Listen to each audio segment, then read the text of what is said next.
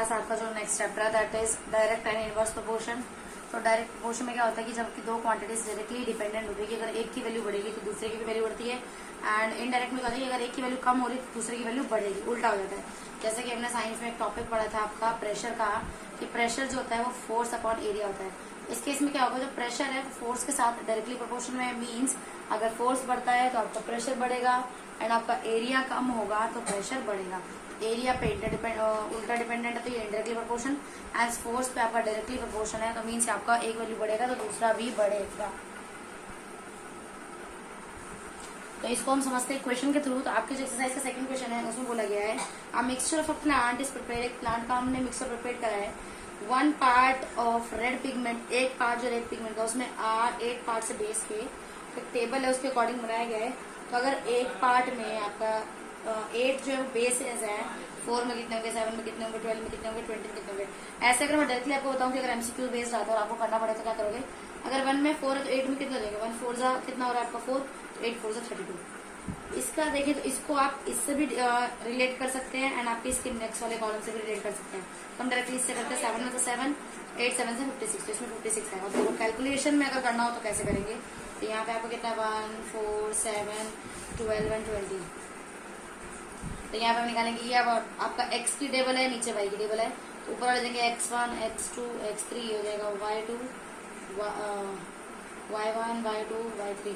आपका फॉर्मूला कहता है कि x1 बाय y1 इक्वल होना चाहिए x2 बाय y2 के, ये आपका डायरेक्ट प्रोपोर्शन में है।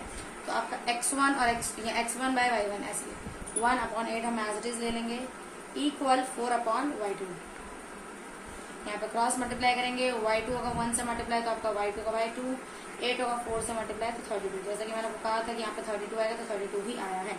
नेक्स्ट आपका ये वाला है जिसको देखो, अगर इससे रिलेट करेंगे तो कैसे करेंगे, ये तो आपको समझ में आ गया होगा कि 1 4 4 तो 8 4 32, 1 7 7 तो आपका 8 7 से 56 आएगा। अगर हमको इससे रिलेट करना पड़े तो क्या करेंगे, तो यहाँ पे आप लिखेंगे ये आपका होगा x2 bye y2 equal x3 bye y3। यहाँ पे हो जाएगा 4 बाय 32 इक्वल 7 बाय y3। यहाँ पे हम फिर से क्रॉस करेंगे, 4 आपका वैसे सिंपल क्या कर सकते हैं, यहाँ पे इसको पहले सॉल्व कर लेंगे, 4 1 जा 4, 4 इधर 32, ये हो गया 1/8।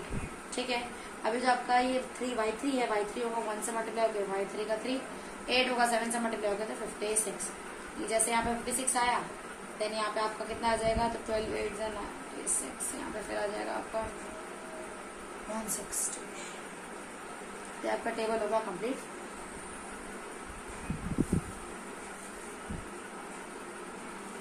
तो आपका जो नेक्स्ट क्वेश्चन है, क्वेश्चन नंबर 10 हम लेके चल रहे हैं।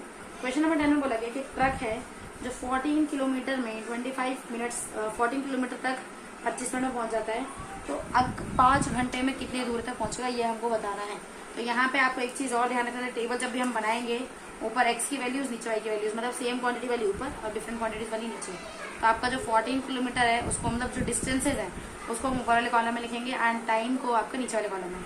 तो डिस्टेंस किलोमीटर में तो हम लिखेंगे x ब्रैकेट किलोमीटर, टाइम आपका देखो यहाँ पे मिनट में भी आवर्स में भी, तो हमको आवर्स को मिनट में चेंज करना इजी होगा, इस वजह से हम यहाँ पे टाइम को मिनट में रखेंगे।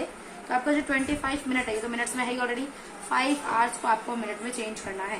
तो अगर मैं इस कॉलम को यहाँ पे बनाऊँ फिर से, क्या आपको क्वेश्चन मार्क 5 आवर को अगर हम मिनट्स में चेंज करेंगे तो ये आपका हो जाएगा 30 और 60, ये हो जाएगा आपका 300 मिनट्स। अब इसको कैलकुलेट करते हैं तो 14 सेम वही आपका x1 bye y1 equal x2 bye y2। यहाँ पे x1 आपका हो जाएगा 14, y1 आपका 25 equal x2 we don't know, और y2 आपका हो गया 300। इसको कैलकुलेट करते हैं तो ये जाएगा, इसको 300 को नीचे डिवाइड मल्टीप्लाई में भेज दो, 300 मल्टीप्लाइड बाय 14 बाय 25। इसको करते हैं कैलकुलेट तो आपका आ जाएगा, ये हो जाएगा आपका 25 के टेबल से कट करते हैं, 5 से 5 5 से 25, 5 6 से 30, 0 का 0, 5 5, ये आ जाएगा 12 टाइम्स में, और 12 और 14 को मल्टीप्लाई करेंगे देन आपका x2 का वैल्यू आ जाएगा।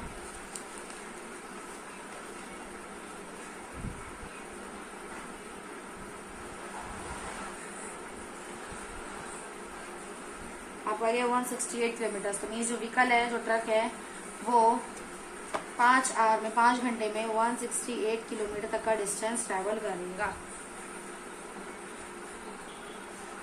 अब जो आपका नेक्स्ट टॉपिक है दैट इज इनवर्स प्रोपोर्शन। तो इनवर्स प्रोपोर्शन में जैसे कि मैंने पहले भी डिस्कस किया था कि आपकी अगर एक क्वांटिटी बढ़ रही है तो दूसरी कम होगी। तो इसका जो फॉर्मूला आपको याद रखना है that is x1y1 equal x2y2। इसको हम ऐसे भी लिख सकते हैं कि x1 upon x2 equal y2 upon y1। आप ऐसे याद रखेंगे तो ज्यादा इजी रहेगा, फिर उसको आप इधर उधर शिफ्ट कर लीजिएगा। इसको हम समझते हैं क्वेश्चन के थ्रू। तो आपके पास एक क्वेश्चन है एनसीईआरटी का, लेके चलते हैं हम एक्सरसाइज 11.2 का क्वेश्चन नंबर 3। इसमें बोला ये जो रहमान है एक व्हील बना रहा है, पहिया बना रहा है स्पोक्स का यूज करके। तो अगर वो एक पहिया बना रहा है 4 स्पोक्स का यूज करता है तो वो बनाता है आपका 90 डिग्री का एंगल बनाता है सेंटर पे ऐसे। अगर वो 6 का यूज करता है तो 60 बनाता है।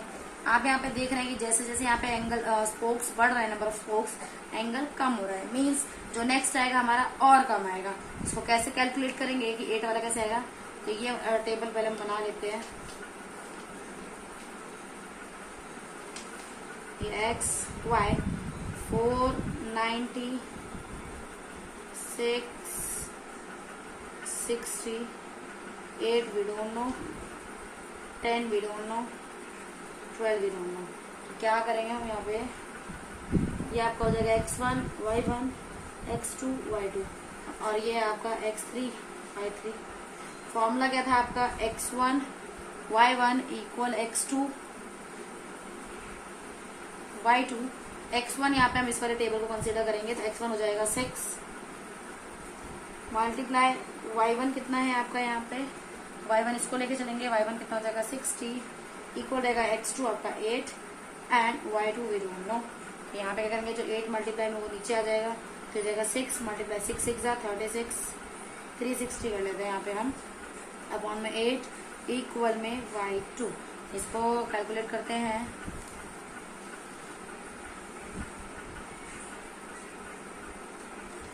एट 8 4 32 8 5 40। तो आपका y2 का वैल्यू कितना आया 45 डिग्री। मीन्स अगर हम 8 स्पोक्स का यूज करते हैं तो आपका एंगल कितना बनेगा 45 डिग्री बनेगा। सेम इससे करेंगे, देन आगे 12 से कर लेंगे। ये आपका इनवर्स प्रोपोर्शन है। एक क्वेश्चन और समझते हैं। तो आप एक क्वेश्चन लेके चलते हैं। Factory requires 42 machine. फैक्ट्री में 42 मशीन की जरूरत है ताकि कोई जो आपके आर्टिकल से कुछ सामान बनाना है वो 63 डेज में बन सके। तो हाउ मेनी मशीन रिक्वायर्ड, अगर हमको सेम चीज बनानी है 54 डेज में तो कितनी मशीन चाहिए। इसमें आप कॉन्सेप्ट लगा सकते हो कि ज्यादा टाइम है हमारे पास तो कम मशीन की जरूरत है, अगर कम टाइम है तो ज्यादा मशीन चाहिए होंगे।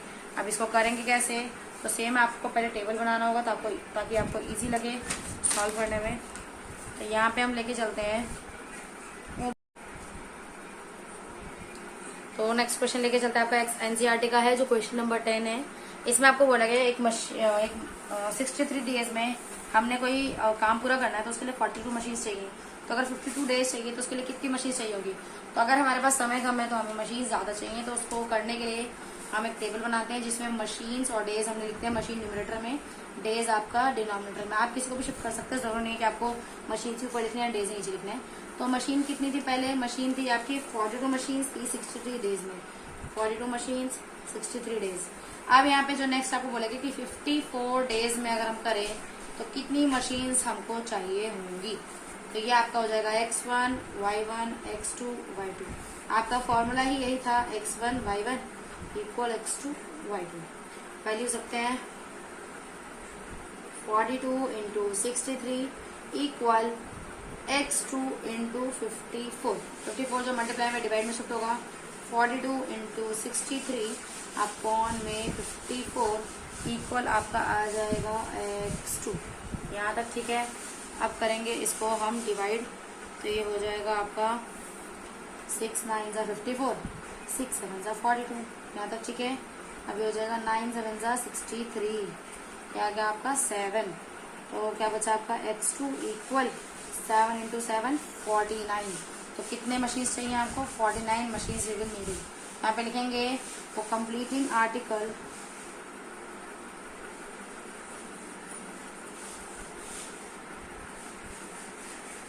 and 54 days 49 machines would be needed।